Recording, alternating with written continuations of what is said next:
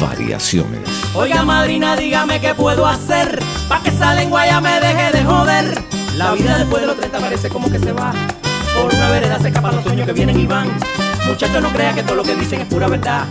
Hay lenguas que redan si tienen malicia, si tienen maldad. Ay, qué mala, ay, qué mala, ay, qué venenosa es esa lengua tuya. Bueno, bienvenidos, amigos queridísimos, a esta nueva sección que titulé como un programa de radio que yo tenía en RQ 910, la emisora de Osvaldo Yepes, y que se llamó Variaciones. Y esta primera edición, este primer episodio, esta primera entrega de Variaciones, quiero hacerla en torno al lenguaje inclusivo, haciéndome la pregunta si el lenguaje inclusivo es realmente inclusivo o es más bien una manipulación o una pretensión de control ideológico. Lo primero que habría que decir es que el lenguaje inclusivo ha sido rechazado por la academia por una razón muy sencilla y que la ha expresado con total claridad Mario Vargas Llosa, que ha sido uno de los que se ha expresado en contra de la desnaturalización del lenguaje, ¿no? Por supuesto que Mario Vargas Llosa dice que el lenguaje es una cosa natural, es un proceso natural en el hombre y que el lenguaje lo crean los hablantes y los escribientes y que toda desnaturalización de ese proceso pues es naturalmente una estupidez. ¿Por qué dice él eso? Bueno, hay muchas razones. Una de ellas es que la lengua no se puede forzar sin incurrir en lo que puede ser llamado, como de hecho lo llama Mario Vargas Llosa, el riesgo de los traumas lingüísticos. ¿Qué son esos traumas lingüísticos? Bueno, Mario no lo explica taxativa y explícitamente, pero debemos suponer por las cosas que él ha opinado al respecto, es que, bueno, eso es lo que yo infiero por lo menos, que la lengua es básicamente el ejercicio de la libertad. No hay nada más preciado para un escritor que poder escribir como le plazca, poder escribir desde donde a él le parezca que tiene que escribir. Si es desde los cojones, desde los cojones. Y si es desde los ovarios, en el caso de una mujer, desde los ovarios. Pero no puede ser que se le pongan cortapisas y que se le pongan límites a la creación artística, y mucho menos tratándose del lenguaje, que es la herramienta fundamental de un escritor. Entonces, ese trauma lingüístico pues, puede ser de distintas naturalezas, pero lo cierto es que todas atentan contra la creatividad, contra la naturaleza creativa del escritor.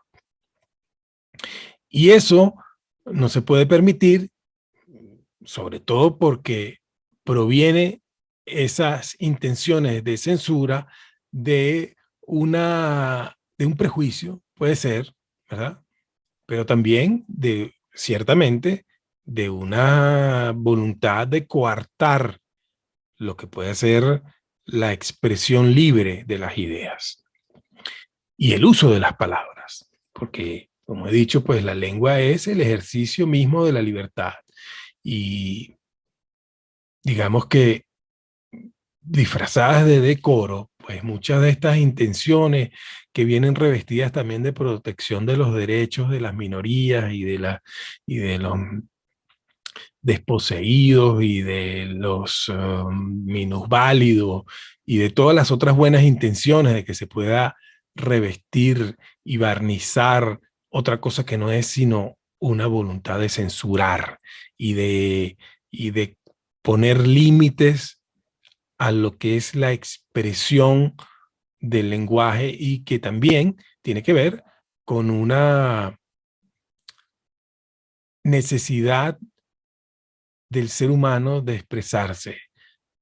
Y el arte, pues, así debe entenderse y así, con ese mismo énfasis, los artistas, los escritores defienden su derecho a trabajar, ¿no? Y quien habla de esto con más precisión en cuanto a a lo que es el oficio del escritor es Arturo Pérez Reverte, que también se ha expresado en contra de la utilización del lenguaje inclusivo sobre la base de lo que es el oficio del escritor. Él dice que sería absurdo, ¿verdad?, prohibir palabras como puta o putadas porque se le considere denigrante con respecto a un grupo de personas o porque se piense que con alguna carga de moralina, pues en el arte no se pueden tomar estas consideraciones como ofensas, porque lo que una palabra expresa a total cabalidad no lo puede expresar ningún subterfugio, ninguna sutileza, porque las palabras, imagínense ustedes que le cambiáramos el título, por ejemplo, al libro de Gabriel García Márquez, Memoria de mis mujeres del oficio de la mala vida, en vez de memorias de mis putas tristes, pues. Porque algún grupo en particular se ofenda por el uso de las palabras que hace Gabriel García Márquez.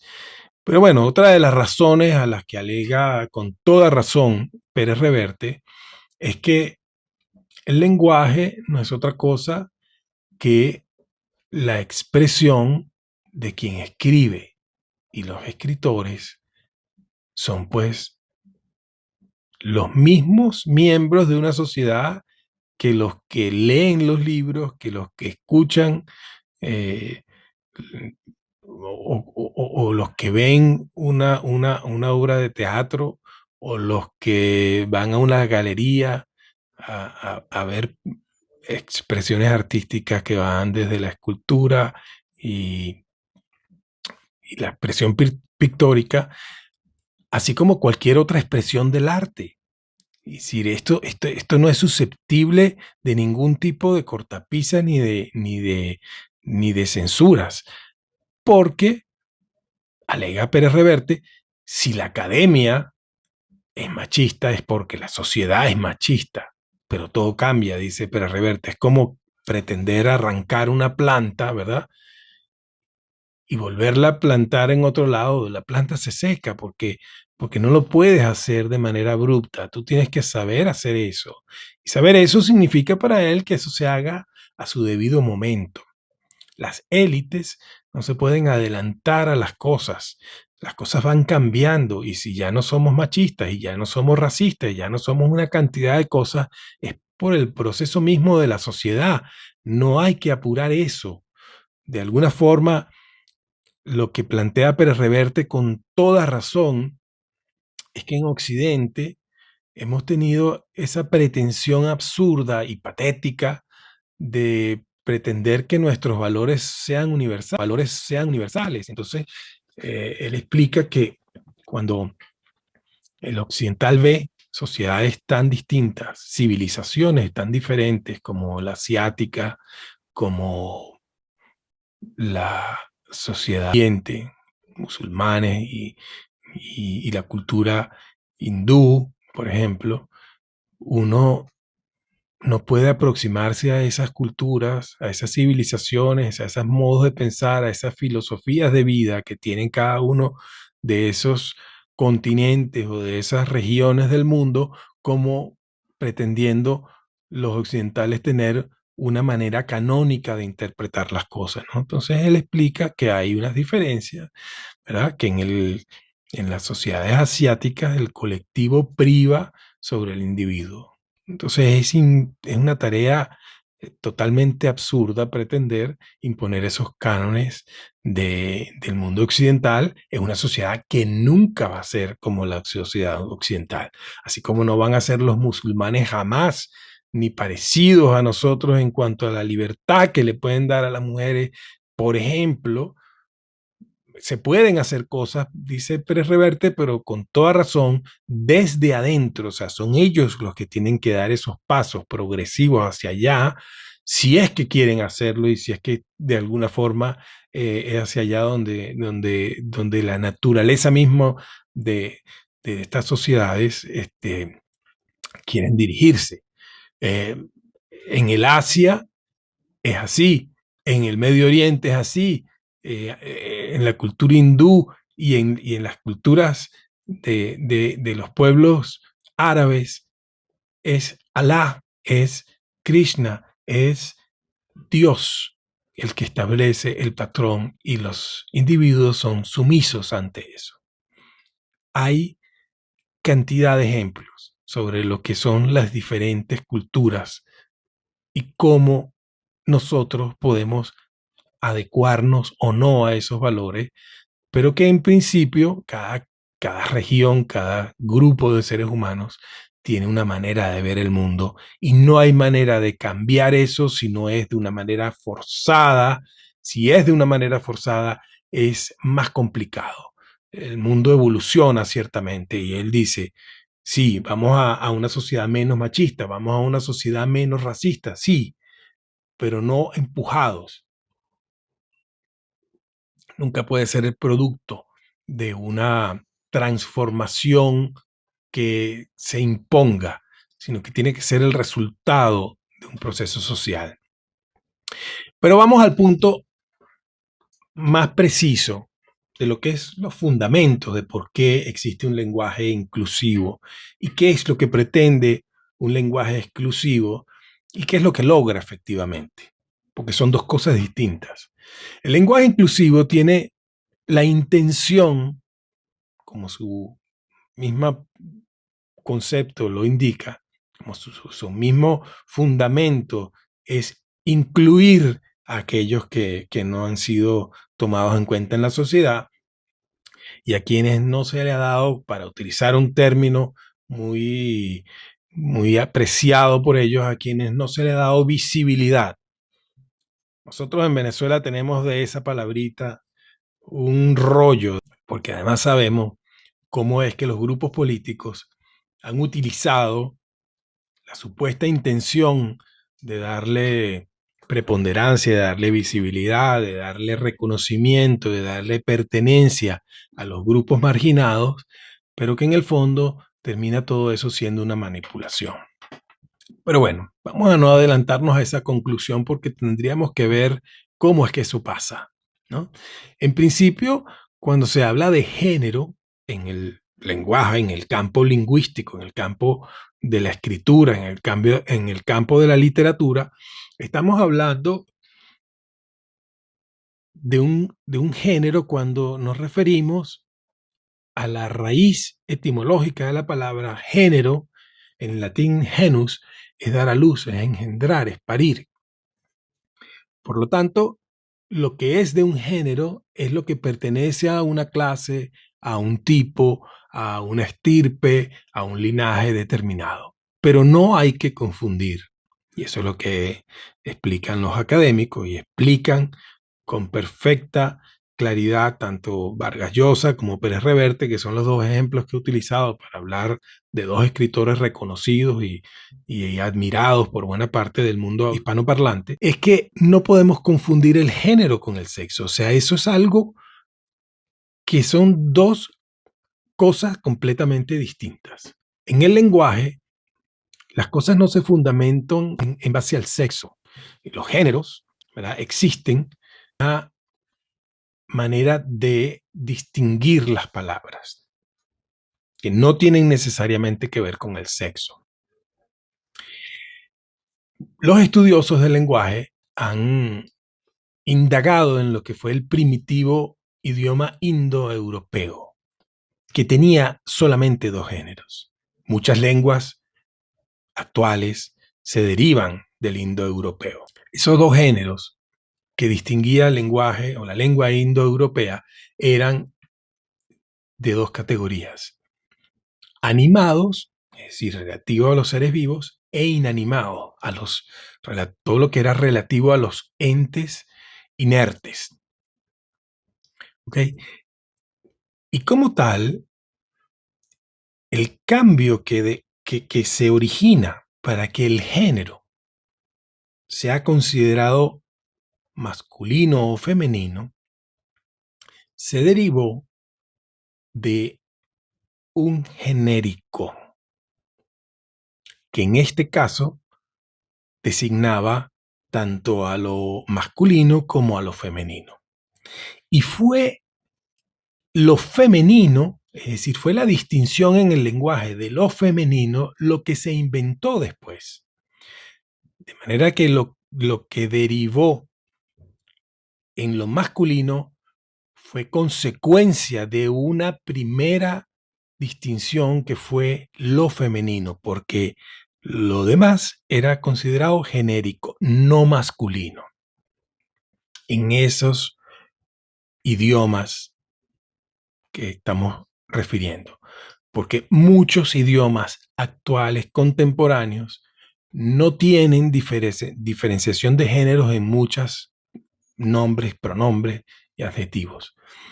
En el español lo tenemos, pero en el caso que estoy hablando en particular, de la manera como se generó en el idioma o la lengua indoeuropea, era suficiente, no había necesidad de más, porque se entendía por contexto lo que la gente estaba hablando, si se hablaba en una forma genérica o si se empezaba a distinguir lo femenino de lo genérico.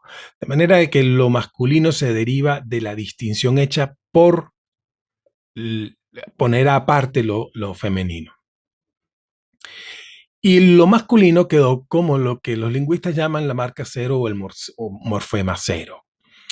De manera que no hacen falta las reiteraciones que se han creado en el lenguaje inclusivo para hablar de muchachas y muchachos, de todas estas reiteraciones que llegan al nivel del absurdo muchas veces, y de la cual vamos a citar un ejemplo nada más y nada menos que el hazmerreír mundial que ha sido Nicolás Maduro.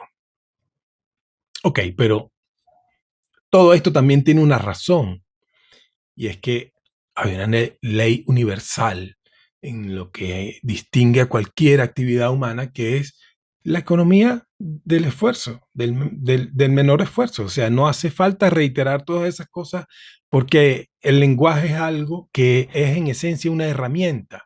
Bueno, todo eso se resume en un uso adecuado del lenguaje. Cuando los académicos y los grandes escritores hablan de la naturaleza misma del lenguaje, el lenguaje sirve para designar cosas y sirve para entendernos, sirve para muchas cosas, incluso para ocultar lo que verdaderamente queremos. Lo masculino, en realidad, viene derivado de la distinción de lo femenino, ¿verdad? Y esos términos que terminan en O, ¿verdad?, fueron términos en principio que designaban cosas genéricas. Es decir, esos seres animados podían ser machos, es decir, varones, o hembras, es decir, mujeres. Pero cuando el ámbito se redujo, fue cuando se empezó a utilizar las formas derivadas en A, y esas formas designaron a lo femenino. Creo que eso está claro, que lo femenino creó en realidad el género masculino, de manera que no hubo tal apropiación por parte del patriarcado opresor ni de lo tiránico masculino de lo que era la representación de la raza humana. Todo lo contrario, lo que hubo fue que el género femenino empezó a distinguirse. Es decir, en el lenguaje, la costilla salió del genérico, no de lo masculino.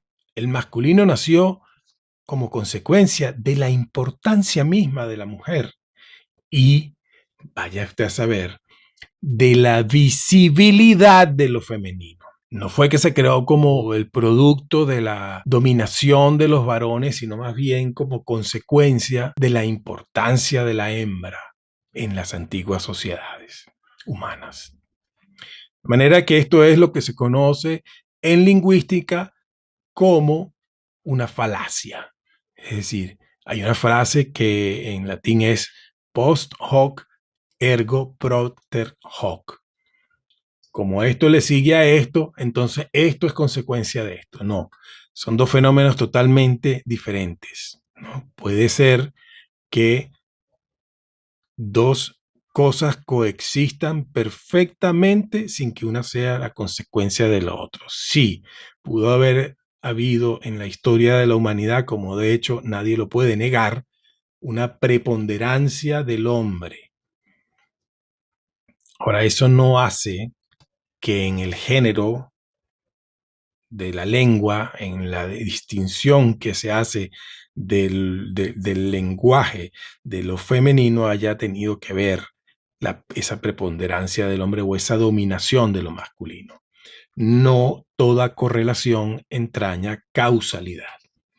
Entonces hay costumbres sociales, ¿verdad?, que no hacen que una sociedad, por ejemplo, sea machista, porque hay, por ejemplo, la sociedad norteamericana y en otras sociedades se estila y todavía se hace que la mujer lleva el apellido del hombre. Tan es así que hay un caso muy notorio, Hillary Clinton, por ejemplo. Pero Hillary Clinton tiene una defensora en el campo lingüístico, que es una lingüista que se llama Robin Lakoff. Lakoff está casada, se casó con un prestigioso psicolingüista que se llama George Lakoff. Y ella tomó el apellido de su marido, pues como es la costumbre, pero eso no quiere decir que la sociedad norteamericana sea machista. Pero increíblemente esta mujer, que además es la autora de un famoso artículo que se publicó en la revista Time, donde ella alega que el email gate, es decir, el escándalo de los emails de Hillary Clinton, era en efecto un ataque a las mujeres. Eso dijo esta lingüista norteamericana. Por cierto, una alumna de Noam Chomsky, que eso lo explica todo. ¿Ok?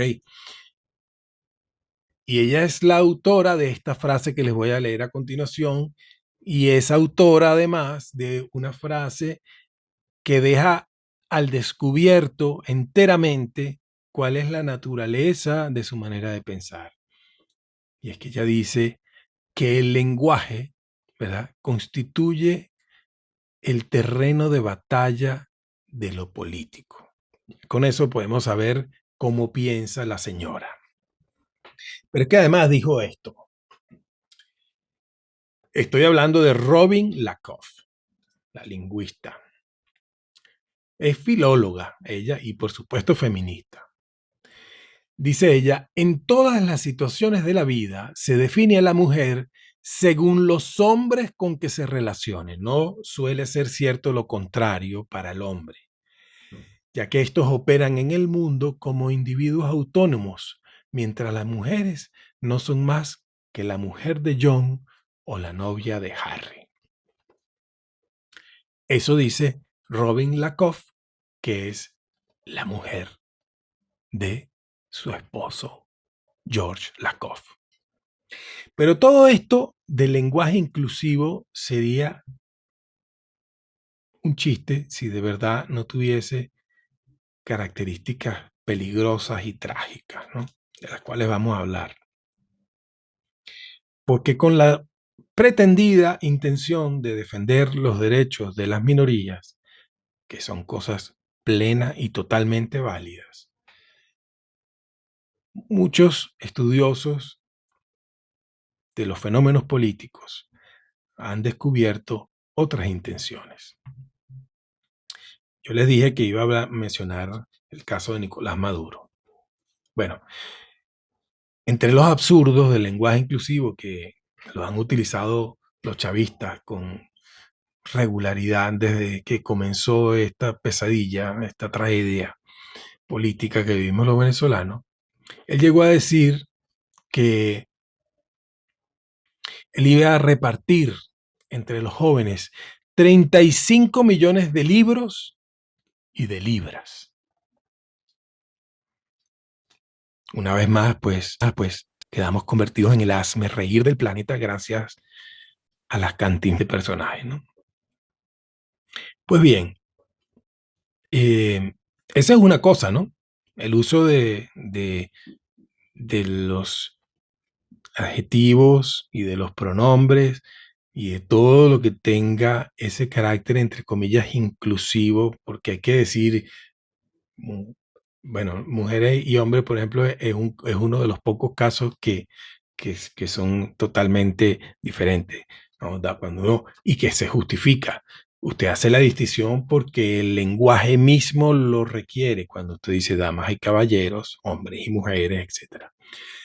Pero no cuando usted habla del mesonero y la mesonera, del galán y la galana, es decir, son una cantidad de necedades, de pérdida de tiempo, de absurdo y de pretensiones y sobre todo de esas ganas, de figuración y de esas ganas de pretender ser más papistas que el papi y de defender más los derechos de los demás, que al final, por supuesto, todo eso termina en una farsa. Pero es que además ahora ha habido la utilización de esto, en vez de decir, entonces ahora les ha dado por hablar de todes, para incluir a los que están en mitad de un lado y del otro, porque no se cubre toda la gama de identitaria que se pretende cubrir cuando se dice todas o cuando se dice todos, porque entonces están excluyendo a los que son de género no binario, en fin.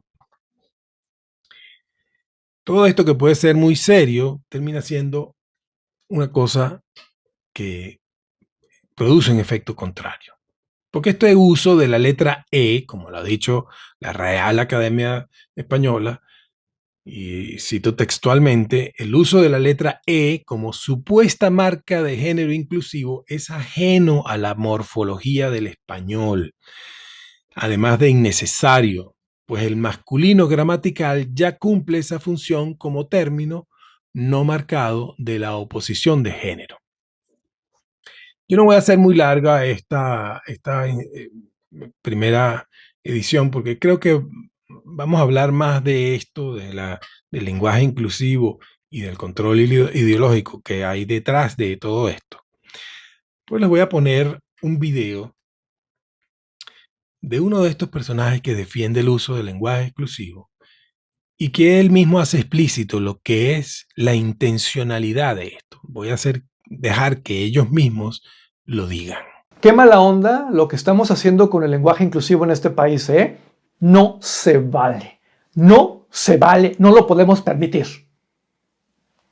Seguramente tú, como yo, te la has pasado recibiendo en los últimos días N cantidad de memes, unos más agresivos que otros, burlándose del tema del lenguaje inclusivo, ¿verdad? Porque pues ahora resulta que todos tenemos doctorado en lingüística, ahora resulta que somos grandes defensores del español y que cuidamos al castellano bueno sobre un nicho, no le vaya a pasar algo. Sí, cómo no.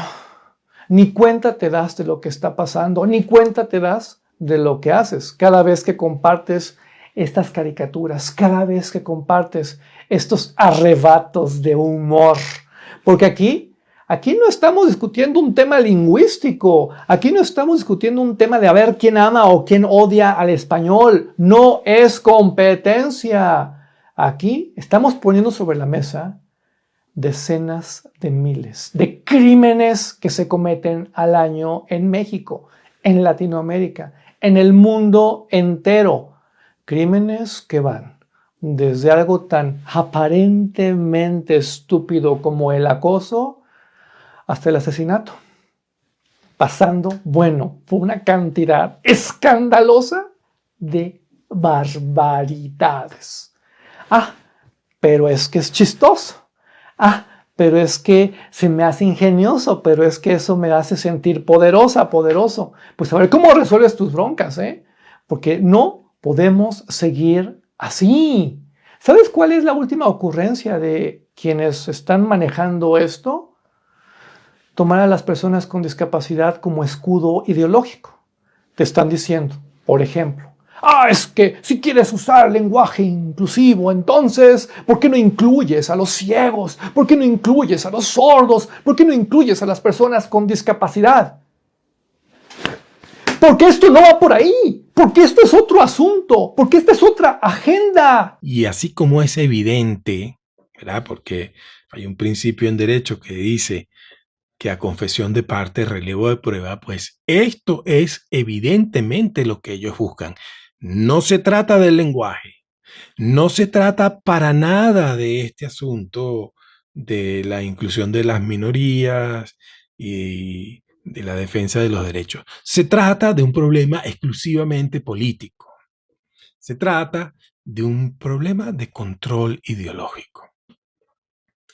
Y como si esto no fuese suficientemente peligroso por lo que implica su consecuencia más inmediata, que es la censura y que, como lo dijo con meridiana claridad Jordan Peterson en uno de en muchos videos lo ha dicho. Eso no es lo mismo. No permitir el uso de algunas expresiones, como puede ser las expresiones de corte fascista, por ejemplo, las expresiones de corte racista, ni las expresiones denigrantes.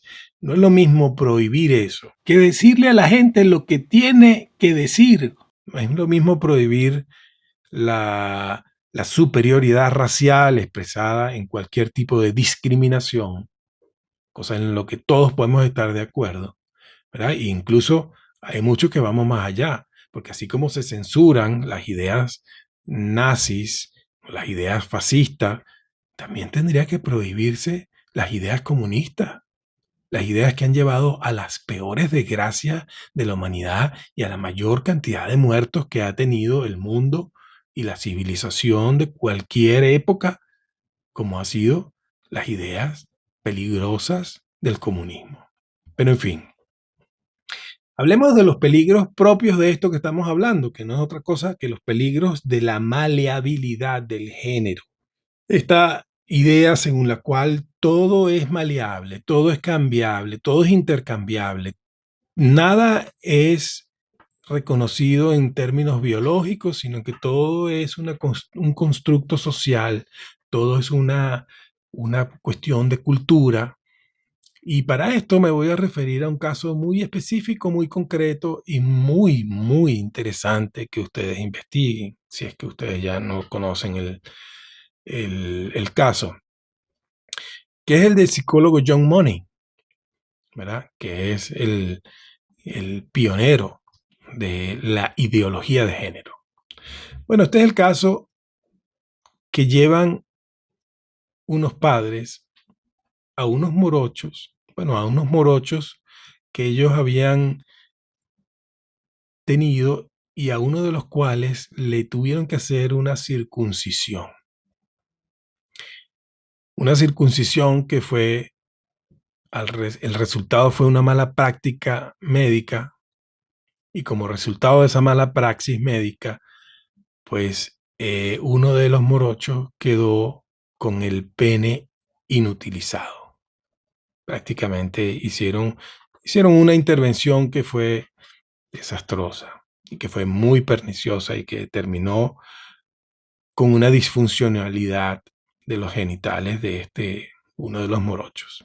Ustedes pueden ver el caso, pueden estudiar el nombre de Brandon, que después se transformó en Brenda y que después, bueno, después de un largo suplicio, él decidió regresar a... Bueno, les voy a contar el cuento y ustedes lo terminan de averiguar. Pero el caso es que él terminó llamándose David. ¿Qué pasó con él? Bueno, que como los padres vieron el resultado de aquella operación, que fue terrible, se acercaron a este doctor John Money, quien tenía unas teorías acerca de lo que se puede hacer y no hacer en términos culturales con las diferencias de sexo. Él era de la teoría de que si uno criaba a un varón como hembra, pues ese niño iba a terminar siendo una hembra, porque todo es el resultado de la educación, de la cultura y de la formación que tiene un individuo dentro de un contexto determinado. Pues bien, Llevaron a este niño a, a consulta con el doctor, y el doctor pues lo utilizó de conejillo de indias para hacer un experimento muy acorde con lo que él eh, profesaba, que era esa idea de la maleabilidad de las personas en cuanto a lo que era su identidad y su... Le practicaron una operación para convertirlo en mujer. Y él con toda seguridad le aseguró a los padres que él iba a tener una infancia feliz, que iba a ser un hombre que no iba a recordar ser hombre, sino que iba a ser feliz siendo mujer. Pues pasaron los años, él escribe un libro donde asegura que Brenda, anteriormente Brandon, tenía una infancia y un desarrollo pleno y feliz, cosa que la vida se encargó de negar y de demostrar que no era tal felicidad y que todo lo que decía el doctor Money era falso. Y eso llegó al punto al cual este niño o este ya adolescente o esta mujer adolescente, inconforme con su identidad y con su sexo, volvió a ser hombre y se operó y buscó las maneras de inyectarse hormonas masculinas y de alguna manera volvió a ser lo que inicialmente, biológicamente, fue al principio de su vida. Y se llamó David, pero nunca pudo superar lo que sucedió en esa trágica existencia y acabó en suicidio. Yo no estoy queriendo decir con esto, que es lo que hacen los manipuladores del lenguaje, que este es el caso para todas las personas que son transgénero o que sufren problemas de identidad. Para nada, nadie con sensibilidad humana puede oponerse a que las personas encuentren la mejor forma de llevar adelante sus vidas, sea transformándose de hombre a mujer, de mujer a hombre. Nadie, creo que en su sano juicio, pone en cuestionamiento lo que son los procesos individuales, personales de cada caso. De lo que sí estamos hablando es de los riesgos que tiene el imponer el constructivismo social, lo que son los eternos mejoradores de la humanidad, entre comillas, que quieren hacer mejor el trabajo que Dios, que la naturaleza, que la vida, que el destino pone en nosotros los seres humanos. Esto es algo digno de reflexión. Hay cosas que, como les digo, serían objeto de una discusión larga y que podríamos debatir en cuanto a los que proponen una cosa y otra, porque sin duda que hay una intención, una buena intención detrás del reconocimiento a las personas. Por supuesto que los seres humanos buscamos el reconocimiento, buscamos la pertenencia, y eso es fundamental, porque nadie puede ser excluido sin el riesgo de que se cree un espacio vacío, espacio que van a ocupar otros, a los que no les pertenece ese espacio, y que crean caos y confusión en cualquier sistema. Todos tienen derecho a la pertenencia y todos tienen derecho al reconocimiento y a la aceptación en la sociedad. Pero eso no puede ser al precio de la vida de nadie, no puede ser al precio de una imposición tampoco. Porque para ello valdría la pena observar también la discusión que tiene Jordan Peterson con algunos transgénero, con algunas personas que se pueden llamar a sí mismas o se perciben como de identidad no binaria, como quiera que de todas las mm, distintas maneras de apreciar los géneros han surgido últimamente.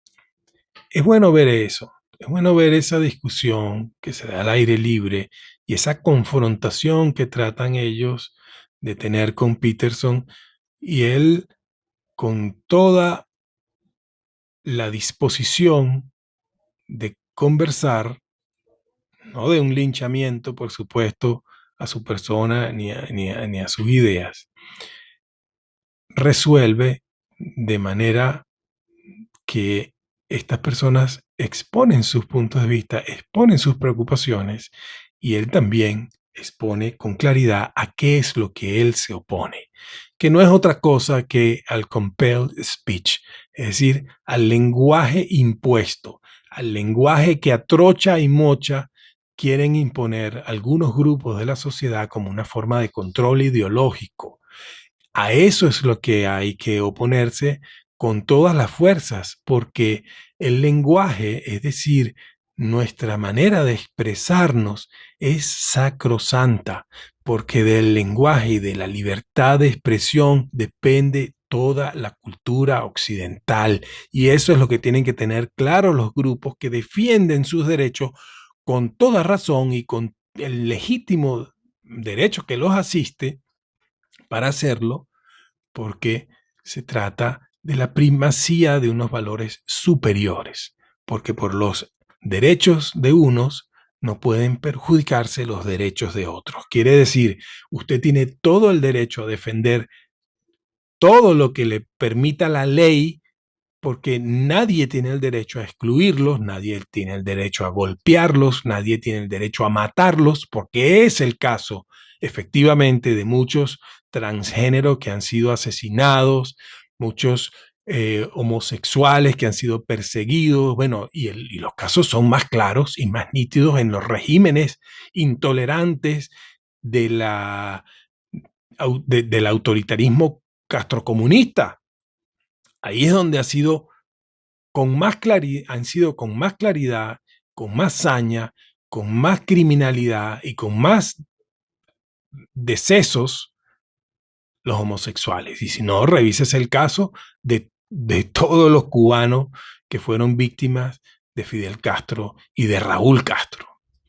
En específico, Raúl Castro, cuya hija es reconocidamente lesbiana y cuya descendencia, pues, tendría que haber sido más reconocida por tratarse de la inteligencia. Bueno, la inteligencia es una manera de decir, por tratarse de la cúpula, de la burocracia castrocomunista.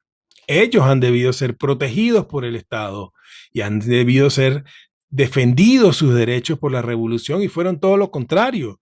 Fueron perseguidos, fueron anulados, fueron execrados, fueron expulsados del país. Fueron a prisión, fueron objeto de tortura, fueron objeto de las más absolutas y denigrantes expresiones, fueron víctimas del lenguaje corrosivo de Fidel, fueron víctimas de la intolerancia de los regímenes totalitarios y criminales que se establecieron en 1959 en Cuba y que hoy en día tiene 63 años, dejando su impronta tan aborrecible como la que han dejado el régimen cubano. Creo que estas reflexiones espero que lleguen a ustedes de la mejor manera. Quiero que sepan que si hay de verdad una intención inclusiva, pues para mí es la mejor opción. Cuando de verdad se busca el reconocimiento, la integración y, por supuesto, la defensa de los derechos de todos los ciudadanos, sin distinción ninguna de raza, de ideología, de religión, de creencias, de ningún tipo, de nacionalidad, de ninguna forma. Creo que nadie en el mundo levanta esas banderas ya sin el riesgo de ser excluido, porque simplemente esos son los únicos que deben ser excluidos, los que se autoexcluyen por sus maneras de pensar totalitarias. Bueno, los espero en una próxima edición de Variaciones. Variaciones. Oiga, madrina, dígame qué puedo hacer pa' que esa lengua ya me deje de joder. La vida después de los 30 parece como que se va. Por una vereda se escapan los sueños que vienen y van. Muchachos, no crean que todo lo que dicen es pura verdad. Hay lenguas que te dan si tienen malicia, si tienen maldad. Ay, qué mala, ay, qué mala, ay, qué veneno.